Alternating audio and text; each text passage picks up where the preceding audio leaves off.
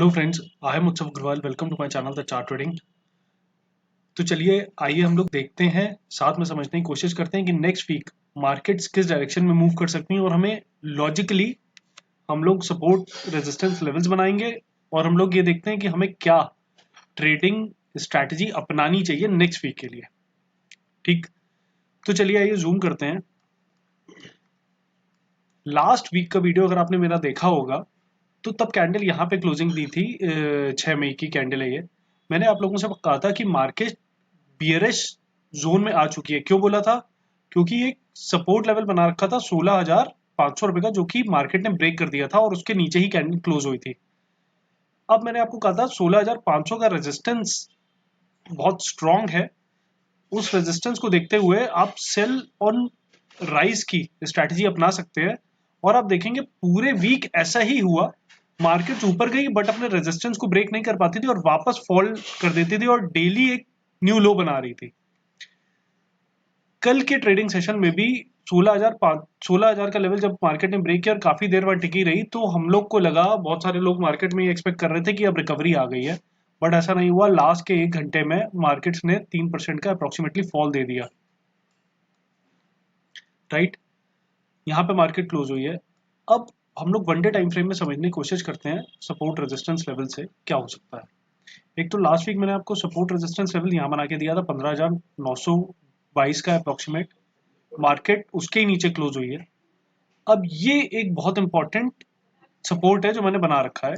ये देखिए क्यों बना रखा है, अब इसको समझने की कोशिश करते हैं।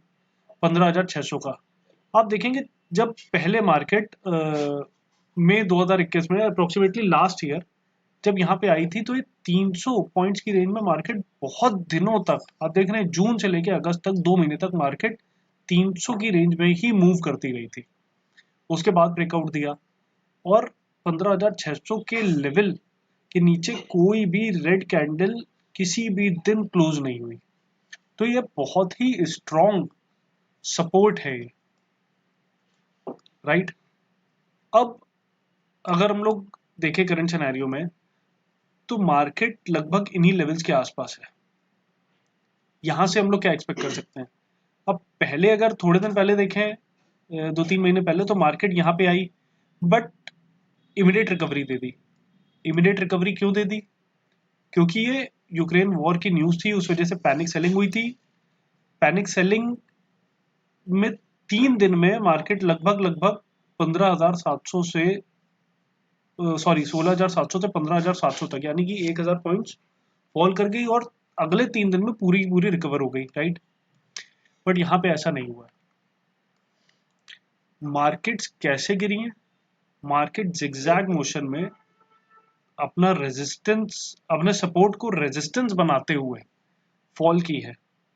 यहाँ पे आया 16,400 सपोर्ट था और वो रेजिस्टेंस बन गया, फिर फॉल की। धीरे धीरे ऐसे ही फॉल कर रही है। 16,000 या 15,922 का जो है वो सपोर्ट को अब रेजिस्टेंस बना दिया, फिर फॉल कर गई। अब हमारे लिए बहुत जरूरी है कि मार्केट को किसी भी हालत में 15,600 के नीचे कोई भी कैंडल क्लोजिंग नहीं देनी है, रेड बियरिश कैंडल। अब अगर मैं अपने व्यूज की बात करूं, तो मुझे यहां से ऐसा लगता है कि मार्केट गैप अप ओपन होगी और मार्केट यहीं पे कंसोलिडेट करेगी। मार्केट इमीडिएट रिकवरी, आप ये सोचो कि 2-4 दिन में मार्केट 600, 700, 800 पॉइंट या 1,000 पॉइंट की रिकवरी दे देगी, तो मुझे बिल्कुल भी ऐसा नहीं लगता है। क्योंकि मार्केट इमीडिएटली फॉल नहीं हुई है, जिगजैग मोशन में धीरे धीरे करके फॉल हुई है। अब अगर ऊपर जाएगी तो भी जिगजैग मोशन में ही ऊपर जाएगी। इमीडिएटली से कोई आपको बाइंग 300-400 पॉइंट्स की नहीं दिखने वाली है। आइए अब हम लोग, ये वन डे टाइम फ्रेम पे मैंने आपके लिए लेवल्स बना दिए। अब एक बहुत इंपॉर्टेंट लेवल है ये, मैं यहाँ पे लाइन ड्रॉ कर देता हूँ। 16,800 का।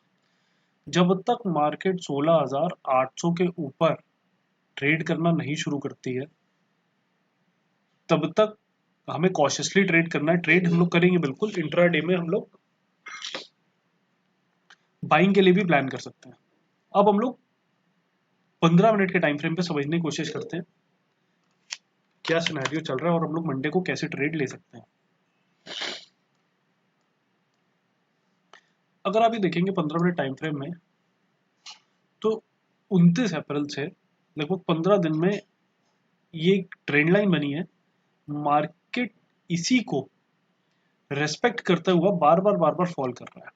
यहाँ पे भी क्या हुआ था, कल के दिन ब्रेकआउट दिया था इस ट्रेंड लाइन पे, बट आप देख रहे हैं सस्टेन नहीं कर पाई, वापस ट्रेंड लाइन के अंदर ही आ गई। अब क्या हो सकता है मंडे को,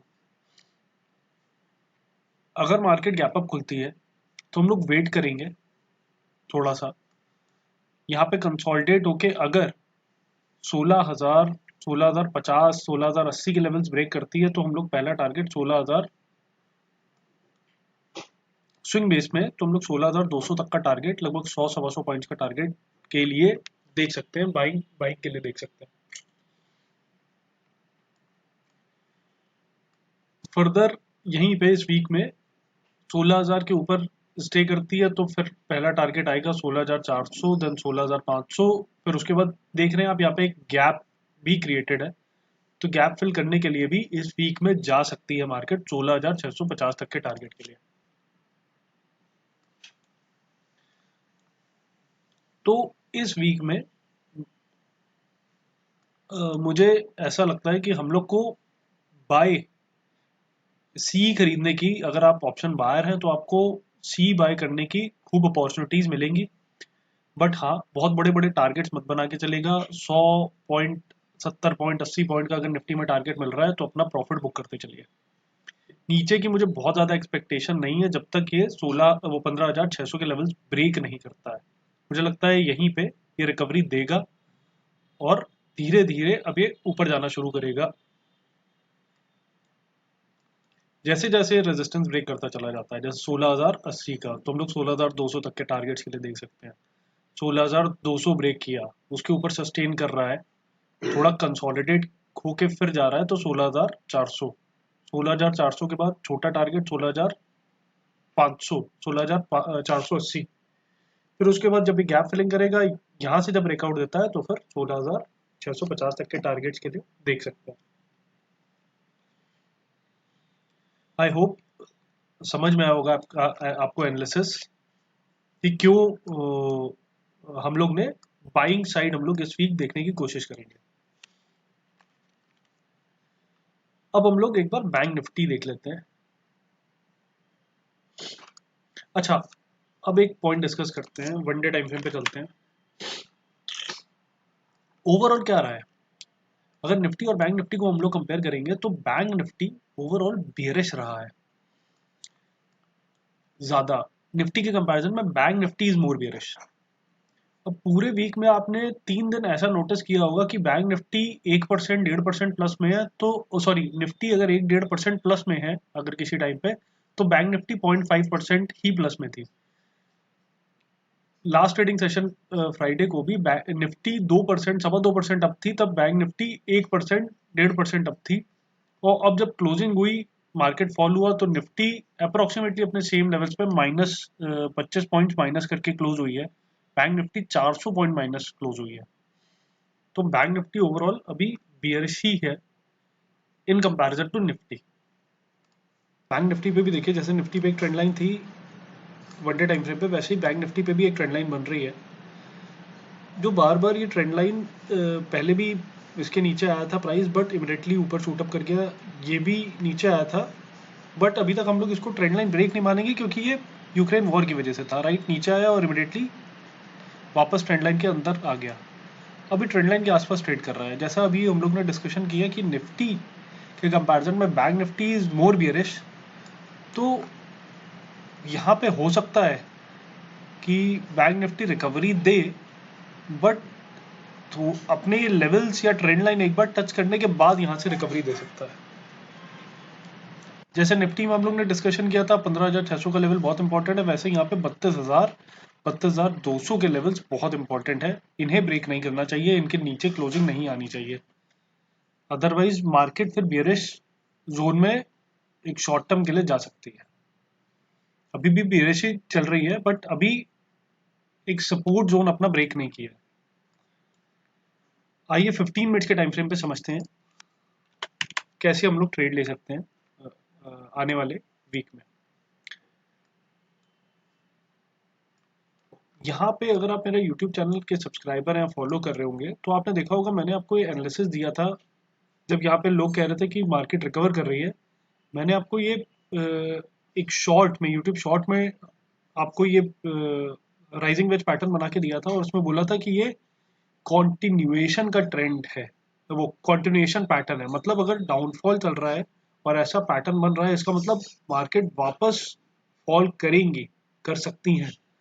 मैंने आपको बोला था स्ट्रिक्ट स्टॉप लॉस 34,800 के आसपास लगा के आप शॉर्ट करने की तरफ ही देखिए, प्लानिंग करिए। देखिए वहां से मार्केट कितने डाउन आ चुके हैं। 34,800 से मार्केट 33,000 1800 पॉइंट का हमें डाउनफॉल देखने को मिल गया। अब यहाँ क्या कर सकते हैं हम लोग?